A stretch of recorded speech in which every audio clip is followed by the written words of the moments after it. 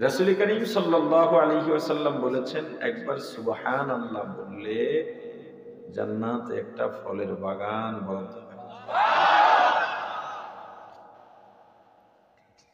ফলের বাগান কত বড় এটা বাইর করা যাবে না, তবে একটা গাছ কত বড় ওই বাগানের সেইটা বলা আছে। কয়টা গাছে একটা বাগান হয় জানেন? 10টা গাছে, 20টা, 100 গাছে, হাজার হাজার গাছ লাগে। অনেকেই তো আমার এগ্রো ফার্ম চেনেন না, দিকে 3000 আম গাছ আছে, এরপর কেউ এটার আম বাগান করে না। তা আমি বুঝলাম যে অন্তত 10,000 গাছ লাগাইলে কইবে যে এটা হুজুরের আম বাগান। হ্যাঁ,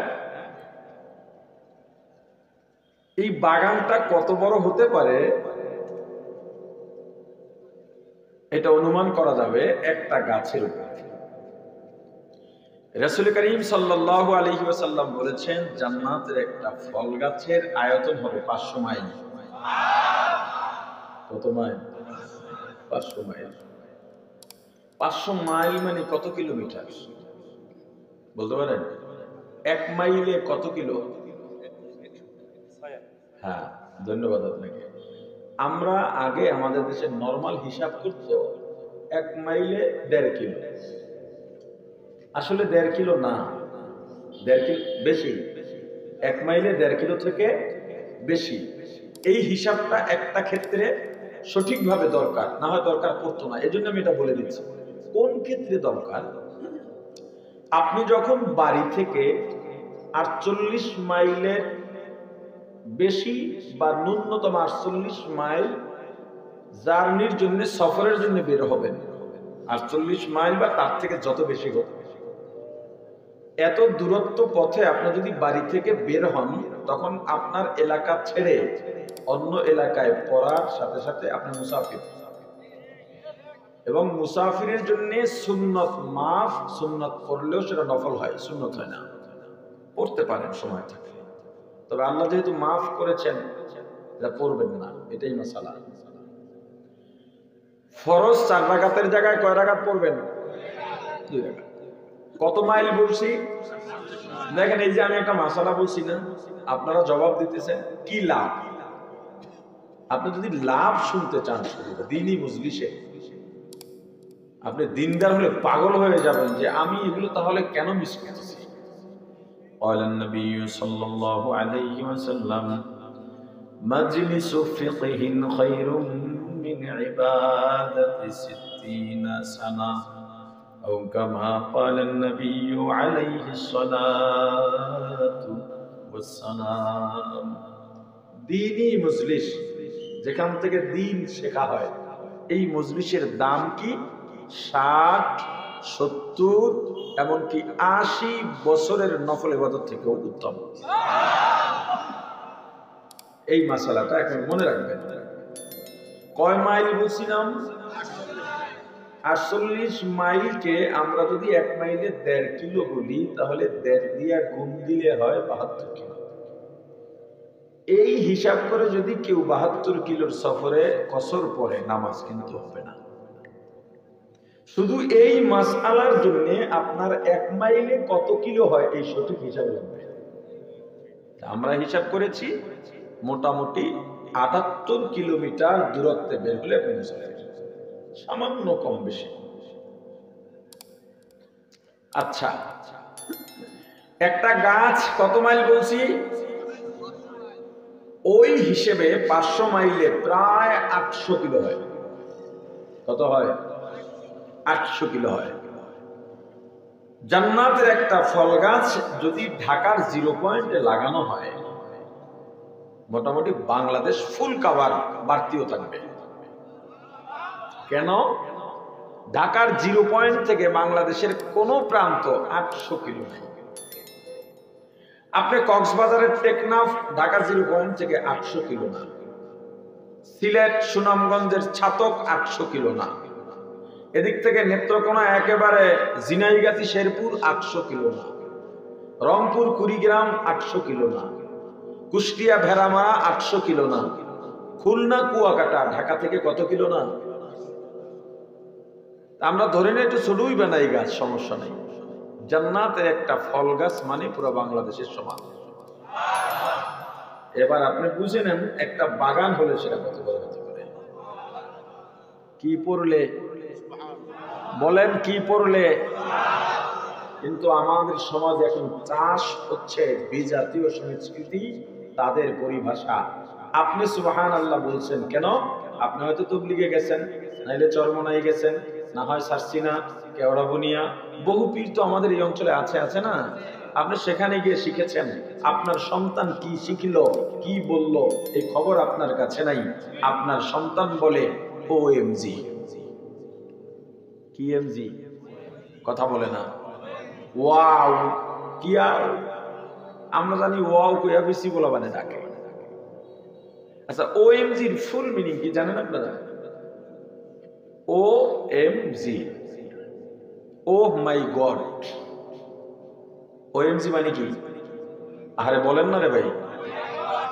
মুসলমানের মুখে ও মাই গড এর চেয়ে ইসলামের পরাজয় আর হতে পারে না। ও মাই গড বা ওএমজি বলা শিরক। কি? জোরে বলেন কি? আল্লাহ যে কয়টা গুনাহ ক্ষমা করবেন না তার মধ্যে একটা কি? শিরক। বলবেন শিরক কেমনে হলো? ও মাই গড মানে ও আমার আল্লাহ। ও মাই গড মানে কি? এটা বুঝায় তারা, কিন্তু আল্লাহকে গড বলা যাবে না। আল্লাহকে, আপনি শিক্ষিত মানুষ, আমাকে পাল্টা প্রশ্ন করতে পারেন, হুজুর গড অর্থ তো আল্লাহ, ইংরেজিতে আল্লাহকে গড বলে। আমার জবাব, আমার নাম মিসবাহ বা হাবিবুর রহমান, আপনি যেটাই সন্তুষ্ট হন। হাবিবুর রহমানের ইংরেজি কি? আরে বলে না। আপনার নাম আব্দুল্লাহ, ইংরেজি কি? আপনার নাম আব্দুল খালেক, ইংরেজি কি? তাহলে আপনার নামের ইংরেজি যদি উচ্চারণ একই হয়, আল্লাহ গড হইল কিভাবে? হবে না। মূলত গড এটা একটা উপাস্য, নিজেদের মন গড়া তৈরি উপাস্যের নাম। সেটাকে আল্লাহর সাথে যোগ কইরা মুসলমানের ভেতরে মুসলিম সংস্কৃতি তথা মুসলমানের পরিভাষা দূর করার চক্রান্ত হলো গড। আল্লাহ এত সুন্দর সুন্দর নাম দিলেন, এগুলো আপনার পছন্দ হয় না, আপনি বললেন গড। এটা মুসলমানের ভাষা হবে? আপনি সুবহানাল্লাহর জায়গায় বাদ দিয়া বিজাতীয় পরিভাষা ঢুকালেন, ও মাই গড। অথচ আপনার বলা দরকার ছিল কি? আপনি খুশির সংবাদ শুনলে কি বলেন? জোরে বলেন। খানা খাইছেন, এখানে দুইটা মাসালা। যদি খেয়ে থাকেন কি বলবেন? যদি না খান ইনশাআল্লাহ। যদি না খান ইনশাআল্লাহ খাবো, আলহামদুলিল্লাহ খেয়েছি। অনেকে দেখা যাবে ভাত খাইছেন, ইনশাআল্লাহ খাইছে। পিছনে যেটা যায় সেটা কি? আরে বলে না আলহামদুলিল্লাহ। আপনারা বিরক্ত? এটি শিখতেই তো অজায় মানুষ নাকি? আমি এমনি কিছু খুচরো কথাই বলি, বেশি কিছু আশা করেন না। পিছনে যেটা যায় সেটা কি? আলহামদুলিল্লাহ। যদি সুসংবাদ হয়, শুকরিয়ার কোনো বিষয় হয়, যেটা সম্পাদন হয়ে গেছে, আমি বয়ান থেকে উঠে আলহামদুলিল্লাহ বলি, আলহামদুলিল্লাহ। আমি বাসায় গিয়ে পুছে আলহামদুলিল্লাহ বলি, আমি বুঝতে পেরেছি আমার কাজটা সম্পাদন হয়েছে। আর যেটা সামনে হবে সেটা কি? জোরে এইগুলো হবে। কথা বলে না। আপনার সন্তান আলহামদুলিল্লাহর জায়গায় কি বলে? না, এ জায়গায় ও মাই গড কয় না, এ জায়গায় কয় নাইস, ফাইন। কথা কয় না, কি কয় জায়গায়? আহা, এগুলো কি ভাই? আপনার সন্তানকে আপনি শিখাইতে পারেন নাই, হুজুরের কাছে গিয়ে বলেন হুজুর একটু মা বাবার খেদমতে ওয়াজ করেন, তখন আপনার বাইন্দা পিটান দরকার, আপনি বুড়া হইল। আসলে কি পিটাইতে পারবে? মুরব্বীর কি মানে কথার গুরুত্ব বুঝাইতে গিয়া বললাম। মায় কয় তুই আমার ছেলে না, তুই যা, মানে কি ছেলে না? কথা কয় না। এরপর আবার কয় আল্লাহর কিরা হরিয়া কই, আমার অঞ্চলের যে আঞ্চলিক ভাষা, কি কয়? আল্লাহর কিরা হরিয়া কই, তোরে যেন আল্লাহ এই ঘরে আর ফিরাইয়া না আনে। এর মানে কি? আনবে না? এটা বলেন এজন্য, তুই যে বাইরে যাস দুষ্টমি করস, এটি করিস না। এটার অর্থ কি? বাইরের দুষ্ট ছেলেদের সাথে মিশবি না। এটা বাপে বলে আমার কথা না শুনলে আরেকজনের বাপ ডাক, আমার ঘরে উঠবি না। এর মানে কি? আরেকজনের বাপ ডাকবে? কথা বলে না। এটার অর্থ আর একটা। সব কথার অর্থ সবসময় মাথায় একরকম যদি খেলান তাহলে সমস্যা। এর অর্থ হলো তুই আমার হুকুমের বাইরে যাবি না। আচ্ছা, আপনার সন্তান, আপনি সালাম দেন না, অথচ মেহমান একজন আসে, বাবা সালাম দাও সালাম দাও। আপনি আপনার সন্তানকে সালাম দিচ্ছেন কোনদিন? আপনি দেন না। আপনার সন্তানকে আপনি সালাম দেবেন, সবার আগে ঘরে ঢুকবেন সালাম দেবেন, আপনার স্ত্রীকে সালাম দেবেন। আমার ছেলে মেয়ে কাউকে আমি সালাম শিখাই না, কোনোদিন বলি নেই এইভাবে সালাম দিতে হয়। সালাম দিই, ওর মা ফোন দিলে প্রথমে সালাম দেয়। এইটা ছেলে মেয়েরা দেখে, আমি ঘরে ঢোকার আগে, আমার সালামের আগে পিচ্ছি ছেলে সে হয়েছে সালাম দিই, বাবু সালাম হয়েছে। এটা শিখাই নাই। সন্তানের সবচেয়ে বড় শিক্ষক তার মা বাবা, সবচেয়ে বড় শিক্ষক তার মা বাবা। আপনার সন্তানকে আপনি শিখাতে ব্যর্থ হয়েছেন, যার জন্য আজকে আপনার সন্তানের ব্যাপারে আপনার কাছে হাজারটা নালিশ আসে। কেন আসবে? আপনি শিখাইতে পারেন নাই।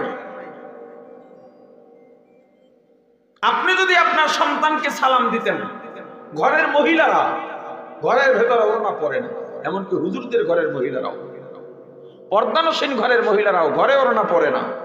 আরে মা, আপনার সন্তান আপনাকে যেভাবে দেখতে অভ্যস্ত হবে, বাইরের মহিলাকে ওভাবে দেখতে অভ্যস্ত হবে। অতএব পর্দা বাইরে, বোরকা তো পতিতালয়ের বেশ্যারাও বোরকা পরে বের হয়। তার মানে পর্দানসীনটা কি বোরকা পরবে না? আরে পরবে তো, ঘরের ভিতরে পর্দা আছে। খালাতো ভাই, মামাতো ভাই, ফুফাতো ভাই, চাচাতো ভাই, আবার বোন, এদের সাথে অনেকেই দেখা দেয় না। কি মনে করছি খাস পর্দা হয়ে গেছে? শালি দুলাভাই, ভাবি দেবর দেখা দেয় না, খাস পর্দা হয়ে গেছে।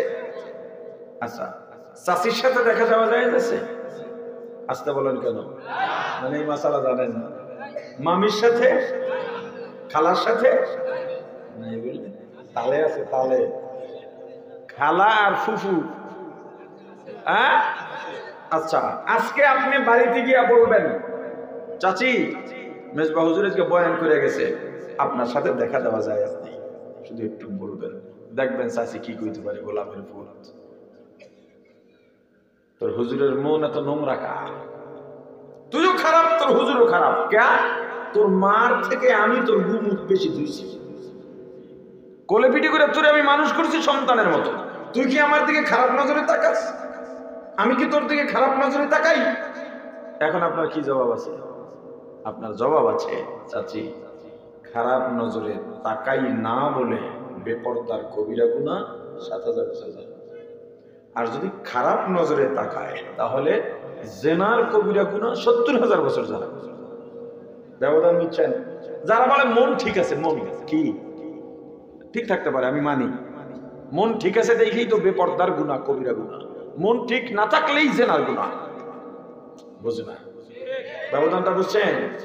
আচ্ছা, এখন চাচি মামির সাথেও দেখা দিলেন না, খাস পর্দা হয়ে গেছে। জানেন খাস পর্দা কি?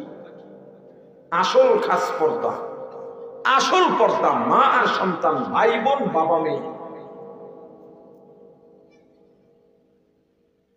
নতুন ওয়াজ করে আমি এই যে কইলাম যে খুচরা কিছু কথা বলি, এগুলো শিখে যান। পালন করা না করা আপনার ব্যাপার। যুবতী বোন, যুবক ভাইয়ের সামনে বিনা কারণে যাবে না। যদি প্রয়োজনে যেতে হয় তাহলে এমন শুধুমাত্র মুখমণ্ডল খোলা থাকবে, হাতের কবজি পর্যন্ত খোলা থাকবে, পায়ের টাকনু পর্যন্ত খোলা থাকতে পারবে। যাবে শরীরের কোনো অঙ্গ প্রত্যঙ্গের স্পর্শ কাতর কোনো অঙ্গের চিহ্ন যেন বাইরে প্রকাশ না পায়, কাপড়ের উপর দেয়া হোক, কাপড়ের নিচ দেয়া হোক। বিয়ের পরে প্রথম সন্তান ছেলে হয়েছে, এই ছেলে বড় হওয়ার পরও মা জওয়ান থাকেন না, বুড়া হন। আরে কথা বলে না। এই ছেলে আর মা বিনা কারণে সামনাসামনি বারবার বসবে না। সন্তানের মন চাইছে মায়ের দিকে তাকাবে, নেক নজরে তাকাবে, কবুল হজরে সওয়াব পেয়ে যাবে। কবুল হুজুর আপনি এইভাবে বলেন, এটা কি আছে কোরআন হাদিসে? আর এইটাই আছে। আর মারাত্মক কথা শুনবেন, এখন তো সোশ্যাল মিডিয়ার কল্যাণে অনেক কিছু দেখতে পান। আমার ঢাকার মাদ্রাসা, এটা তো ফতোয়া বিভাগ, একটা চিঠি আসছে, মা চিঠি পাঠাইছেন, স্বামী প্রবাসে থাকে, ছেলেকে ল্যাপটপ পাঠাইছে বাবা, ছেলে ল্যাপটপে উল্টা পাল্টা দেখতে দেখতে এখন প্রতি রাতে মায়ের কাছে যায়, মা কিছু করতেও পারতেছে না, বাধাও দিতে পারছে না। ইসলাম তো এমনি এমনি এই নীতি করেন নাই। ইসলাম মানলে কত সহজ, কত সহজ। এখন দৈনন্দিন খবর, নিউজ, বাবার হাতে নিজের ঔরসজাত মেয়ে লাঞ্ছনার শিলতানি শিকার। ছেলের বয়স যখন 7 বছর হয়ে যায়, মায়ের সঙ্গে ঘুমাবে না, মা ওই ছেলেকে গোসল করাবে না, বাবা করাবে। মেয়ের বয়স যখন 10 বছর হয়ে যায়, না ছেলের বয়স যখন 10 বছর হয়, মেয়ের বয়স যখন 7 বছর হয়ে যায়, ওই মেয়েকে বাবা গোসল করাবে না, ওই মেয়ে বাবার সঙ্গে একই বিছানায় ঘুমাইতে পারবে না। Safe protection. আর জমানা যে এটা, এখন তো 5 বছরের ফতোয়া আসা উচিত পক্ষ থেকে। আপনার সন্তানকে আপনি সালাম দেন না, আপনার সন্তানকে আপনি সময় দেন না। ছোট ছোট ছেলে মেয়েরা খেলাধুলা চায়, বিনোদন চায়। আপনি বাসায় ফিরেন রাতে, ছেলেটা আসে, আব্বু তোমার সঙ্গে কথা আছে, আমাকে একটা গল্প শোনাও। আপনি ধমক দিয়া সরায় দিলেন, এখন সময় নাই, ডিস্টার্ব দিও না। আপনার ছেলে আগামীকালকে বকাটে ছেলেদের সঙ্গে গিয়া মিশতে বাধ্য হবে। আপনার যে ব্যস্ততা কাদের জন্য জানেন? কাদের জন্য? স্ত্রী সন্তানের জন্য। যাদের জন্য ব্যস্ততা, আরে তাদেরকে সময় দিয়া এই ব্যস্ততা কমান, ওইটাও একটা ব্যস্ততার রুটিনে রেখে দেন। মা রান্না করে, ছেলের হাতে মেয়ের হাতে মোবাইল কার্টুন ছেড়ে দিয়েছে, কইটা ছাড়া রান্না করা যায় না। তোমার মাইয়া বলো তো এখন 2টা 3টা 1টা 1.5টা, নাক ভাঙ্গা কান ভাঙ্গা, কথা কয় না। এই 2টাই সামলাইতে পারো না, ছেলে হোক মেয়ে হোক, 2টি সন্তানই যথেষ্ট। হায় হায়, এই স্লোগান ইসলাম পরিপন্থী স্লোগান। যাও ছিল 2টা, এখন কয় 2টার বেশি নয়, একটা হলে ভালো হয়। আমি কয়েক বছর আগে বরগুনা মাহফিলে গিয়েছিলাম, যাই তো এই ফেব্রুয়ারি তো টাউন হলে মাহফিল, তো গ্রাম পর্যায়ে মাহফিলে গিয়েছিলাম, ওই যে কোরকের ওদিকে, কোরক না কোরক কয় ভুলে গেছি। তো এক লোক আসছে, বলে হুজুর 11 বছর বিয়ের সন্তান হয় না। তো আমি আবার একটু রিক্সায় যদি উঠি, ওর পেটের সব খবর বাইর করি, ছেলে মেয়ে কয়জন, মা বাবা কি করে, বা নিজের কি অবস্থা। বুড়া হইলে বুড়া রিক্সায় উঠি সবসময়। আগে চিন্তা করতাম মুরব্বী মানুষের রিক্সায় উঠবো, এটা বেয়াদবি। পরে চিন্তা করলাম এই বেড়ায় তো কম দুঃখে রিক্সা চালাইতে নামে নাই, যদি না উঠি তো কামাই করবে কামাই। তো ওইটা জিজ্ঞেস করি কোথায় কি এরকম। তো ওনার জিজ্ঞেস করলাম যে আপনি করেন কি? পরিবার পরিকল্পনায় চাকরি। আমি বলছি এখানে কোনো দোয়া কাজ হবে না। বলে কেন? আল্লাহ আপনার সিল মেরে দিচ্ছে, আল্লাহ পরিকল্পনায় এইটা। আপনি পরিবার পরিকল্পনায় করেন, 2টা একটা দরকার কি, আল্লাহ কিছু তো লাগবেই না।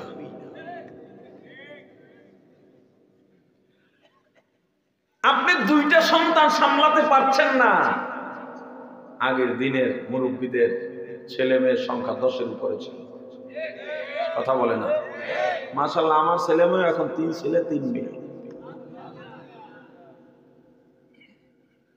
আল্লাহ রাসূল বলছেন সন্তান যত বেশি হবে, মুসলমানের সংখ্যা যত বেশি বাড়বে, আমার গর্ব হবে। এবং এই থিওরিতেই বলেছেন তোমরা ঈদগাহ কম করো, জুমার মসজিদ কম বানাও। আপনি মনে করেন বালিয়াতলি একটা ঈদগাহ হবে, ঈদের দিন হাজার হাজার মানুষ এক ঈদগাহে আসবে, নামাজ শেষে সবাই বের হবে, দেখবেন পুরা পাড়া মহল্লা অলি গলি সব সুন্নতওয়ালা মানুষ, নামাজি মানুষ, রাসূলের উম্মতে ভরা। এটা রাসূলের গর্বের। কিন্তু এখন উডানি উডানি ঈদগাহ ঘরে ঘরে জামে মসজিদ। আর এই জন্য ভ্রাতৃত্বটাও কমে যাচ্ছে। আগে সবাই একটা মহল্লা ছিল, সবাই জুমার দিন এক জায়গায় হতো, সবার সঙ্গে সবার পরিচয় ছিল। এখন মহল্লায় মহল্লায় মসজিদ, ওই মহল্লার মানুষের সঙ্গে এই মহল্লার মানুষের কোনো মিল নাই। আর আমার আর বয়স কত, আমি তো ছোট একটা ছেলে এখনো। আমরা কি দেখেছি পূর্ণিমার চাঁদের রাত, পূর্ণিমার রাত আমাদের আশপাশে সব মা চাচির এক জায়গায় বসে খই বাজত, মুড়ি বাজত, আর ওই সব বাড়ির চাচা বাবারা মিলে আলাদা আরাক উঠানে গিয়ে গল্প করত। একটা আনন্দ ছিল আলাদা। এই বাসায় পিঠা বানাইলে আশপাশের সব বাড়িতে পিঠা দিত। আরে কথা বলে না। আর এখন ওই বাসায় মানুষ কান্নাকাটি করে কারণ স্বজন মরেছে, আর এই বাসায় ডেক্সের চালাইয়া গান গায়। কারোর সঙ্গে কোনো সম্পর্ক নাই, ভ্রাতৃত্বের বন্ধন নষ্ট হয়ে গেছে। আমরা ঐক্যের কথা বলে কি হবে? আরে আগে তো ঘর এলাকা ভিত্তিক ঐক্য করতে হবে। আমি বের হলে আপনাকে দেখি, আপনি বের হলে আমাকে দেখেন। এমন কোন রাজনীতি পাইলেন আপনি? আপনাকে দেখে আমি ধাওয়া করছি, আপনি আমাকে ধাওয়া করতেছেন। আমার পাশের বাড়ির লোকের কারণে আমার পালাইয়া বেড়াইতে হয়। আবার যদি আমার দল ক্ষমতায় আসে তখন আপনাকে আমি পালাইতে বাধ্য করি। এটা কোন সংস্কৃতি? আমি আপনাকে কিভাবে ধাওয়া করি বলেন? আপনি আমার এলাকার মানুষ, ঘর থেকে বের হলে এক চা দোকানে বসে আমরা চা খাই। এই অপসংস্কৃতি, নষ্ট সংস্কৃতি সমাজ থেকে দূর করতে হবে।